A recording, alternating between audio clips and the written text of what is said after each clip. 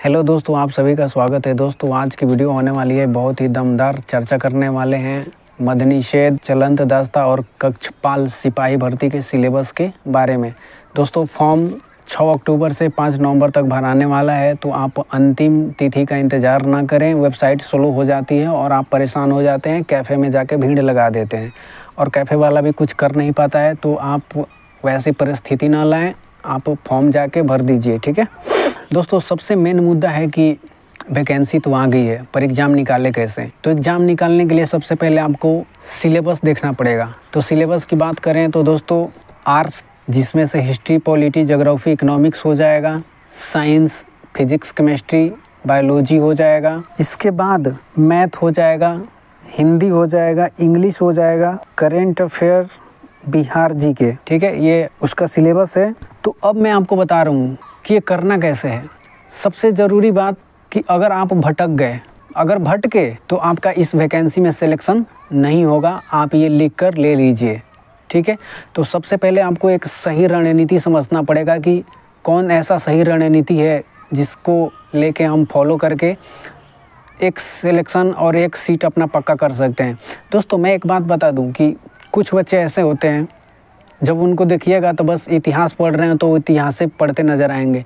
वैसे बच्चों का क्या होगा, एक बात सोचिए कि उसने अगर इतिहास स्ट्रॉन्ग कर लिया, पॉलिटी उसने स्ट्रॉन्ग कर लिया, तो 8 दूनी 16 नंबर आएगा भाई। बाकी सब जो 84 नंबर बचा, 100 नंबर का पेपर होने वाला है, उसका क्या होगा। तो मैं आपको बता दूं कि ये गलती बिल्कुल और कतई नहीं करनी है कि आप एक सब्जेक्ट को पकड़ के बाकी सब्जेक्ट को छोड़ दिए। तो एक सही रणनीति आप समझिए कि एक सही रणनीति क्या होगी कि आखिरी एग्ज़ाम जाते जाते आपका पूरा सिलेबस कंप्लीट हो जाए, है ना।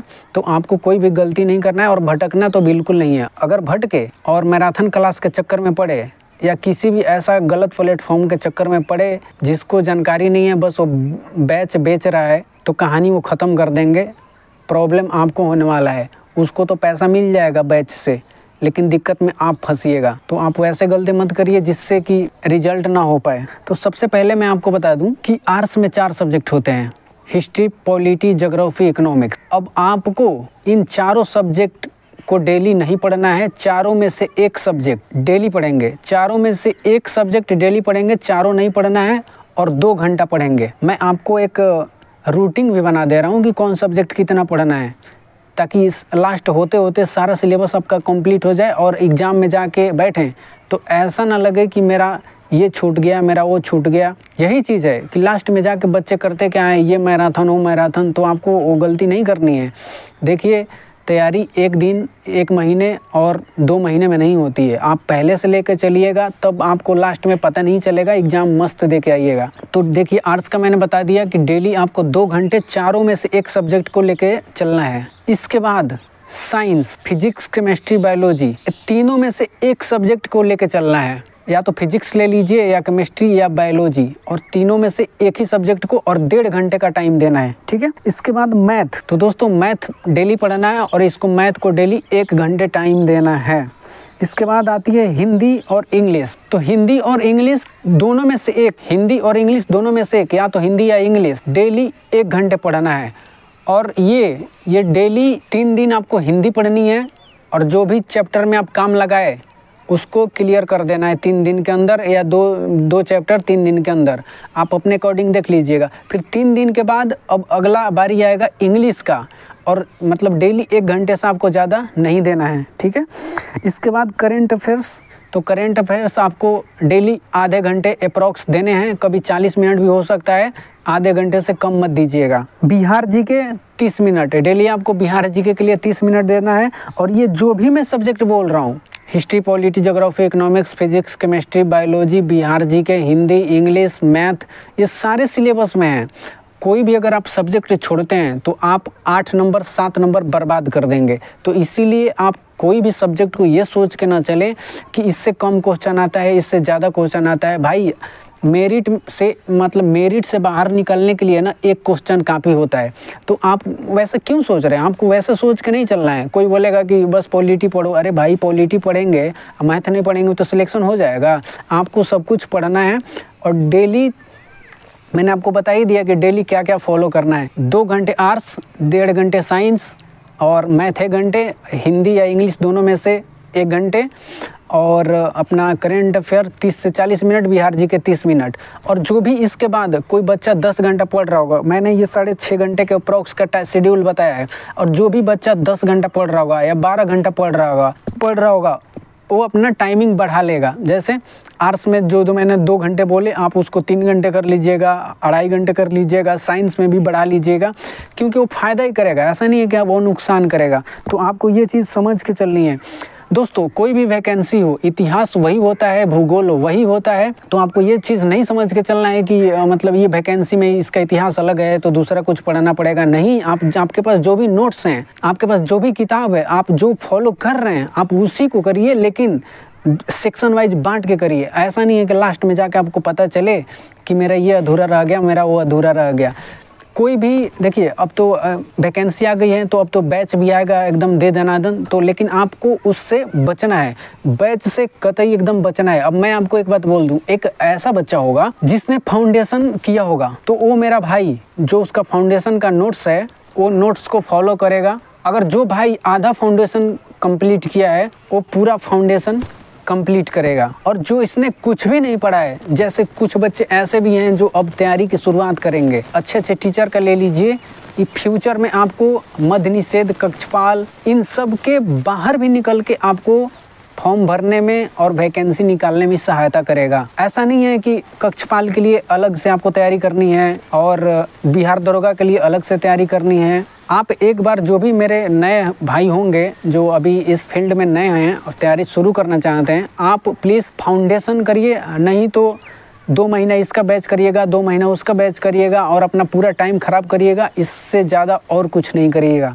तो वैसे भाई जो फाउंडेशन कर रहे हैं अपना कंटिन्यू करें और इधर उधर के नोट्स के चक्कर में ना पड़े। हाँ, अपने साथ एक PYQ ज़रूर रखें। आप जिस भी एग्ज़ाम देने वाले हैं एक PYQ ज़रूर रखें, ताकि आपको पता चले कि हमको क्या आता है, नहीं आता है, क्या टॉपिक मुझे छूट रहा है, क्या पढ़ने की ज़रूरत है।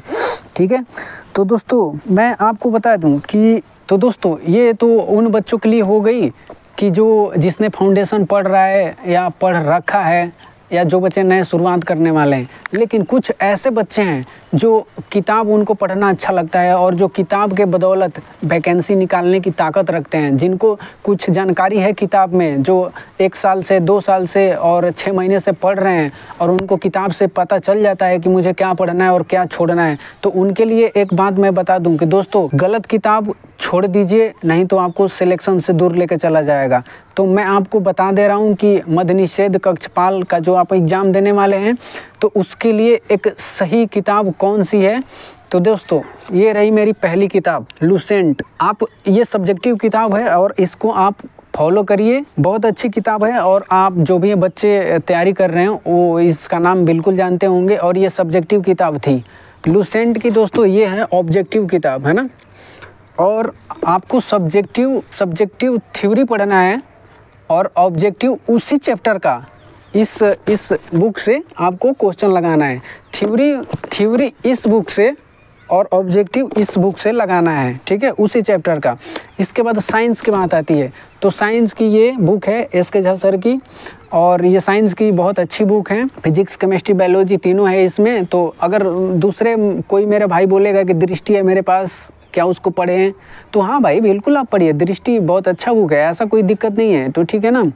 तो और बाकी अगर आपके पास कोई ऐसा बुक हो कहीं कि आपको नहीं आ रही है समझ कि वो पढ़ें कि नहीं पढ़ें, तो आप कमेंट कर दीजिएगा, उसका हम जवाब देने की कोशिश करेंगे।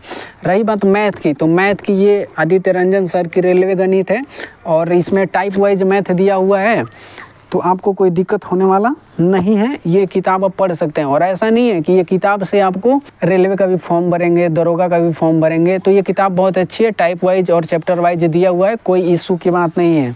इसके बाद करेंट अफेयर की बात आती है तो देखो स्पीडी का ये करेंट अफेयर है जो पूरे साल की आती है। और एक भाई मेरा बोल रहा था कि करेंट अफेयर कितना टाइम का पढ़ना चाहिए, तो भाई करेंट अफेयर तो कम से कम 12 महीने का तो पढ़ना ही चाहिए, ठीक है। क्योंकि मैंने जो भी पिछली वैकेंसी ये दिया था 19,000 वाली बिहार पुलिस का, तो इसमें आ गया था 12 महीने का ही आया था, 13 महीने का आ गया था। तो लेकिन आपको कम से कम 12 महीने का पढ़ना ही है, ठीक है। इसके बाद हमारी अगली बुक आती है, ये देखिए बिहार जी के बिहार जी के रोशन आनंद सर का है और इसमें जो PYQ दिया है लास्ट में, आपको सबसे पहले उसको कंप्लीट करना है। उसके बाद आपके पास कोई ऐसा बुक हो जो आपको लग रहा होगा कि हम पढ़ें कि नहीं पढ़ें, तो आप कमेंट करिएगा, ठीक है, उसका हम जवाब देंगे। ये देखिए, ये बिहार पुलिस का PYQ है ना। तो आपको PYQ को फॉलो बिल्कुल करना है और इसी के ज़रिए आपको पता चलेगा कि आपका सिलेबस कितना कंप्लीट है, क्वेश्चन कहाँ से पेपर में आता है, ठीक है। तो क्योंकि ये जो पेपर होगा ये SBC ही आयोग करवाएगा और ये बिहार पुलिस का ही वैकेंसी है, तो इसमें आपको टेंशन लेने की ज़रूरत नहीं है। अगर कोई भी आपको दिक्कत हो तो कमेंट आप करिएगा, रिप्लाई हम करेंगे, ठीक है। और दोस्तों एक बात मैं बता दूं कि भटकना बिल्कुल भी नहीं है। अगर आप भटके तो कहानी ख़त्म हो जाएगा। तो मैंने बोल दिया फाउंडेशन वाले बच्चे के बारे में भी, और जो बच्चे किताब का शौकीन है, किताब उनको पढ़ना अच्छा लगता है, वो किताब के बारे में भी मैंने बता दिया। और इससे ज़्यादा आपको कोई वीडियो वगैरह सर्च करने की ज़रूरत नहीं है, क्योंकि इससे ज़्यादा कोई बताएगा ही नहीं, है ना। तो वीडियो 10 बार 20 बार वीडियो दूसरा अलग अलग टीचर का देख लेने से दूसरा कुछ नहीं हो जाएगा। एक मैं आपको बोल रहा हूँ ना, सेल्फ स्टडी पे फोकस करिए, ठीक है दोस्तों। वीडियो वगैरह कम देखिए, और जो बच्चा जितना सेल्फ स्टडी करेगा उतना सफलता के एकदम करीब होगा, नज़दीक होगा। तो वीडियो ज़्यादा आपको नहीं देखना है, ठीक है ना। तो दोस्तों मिलते हैं अगले वीडियो में। आपका जो भी डाउट हो आप कमेंट करिए, उसका जवाब हम देने की कोशिश करेंगे। थैंक यू दोस्तों।